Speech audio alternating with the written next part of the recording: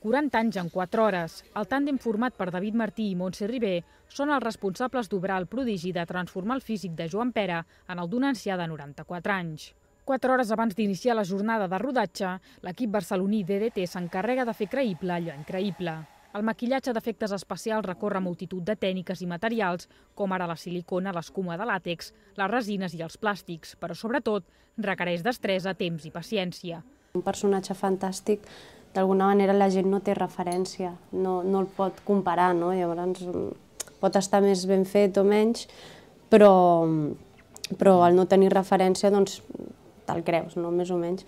Però clar, un maquillatge com aquest, tothom sap com és un envelliment, amb la qual tothom ho està comparant. Tot i que el més complicat és l'aplicació, treure les capes i capes de maquillatge també necessita el seu temps.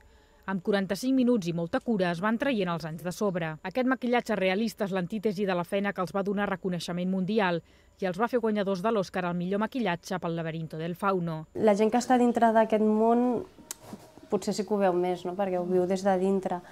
Però tot i així sí que és cert que no es valora moltes vegades doncs, això, no? La feina que porta en hores, lo costós que és, lo artesanal que és. I arrel de l'Oscar sí que és veritat que la gent sembla que de cop ha canviat una mica el xip, no? I ho respecta més, no? De moment, els dos maquilladors catalans han treballat, entre d'altres, per Medem, Almodóvar i ara Ventura Pons. Només els hi falta Steven Spielberg, el seu gran somni. Ara sí que està aquí.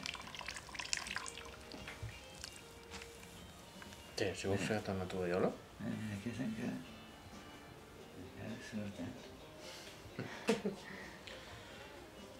És que veig el cel.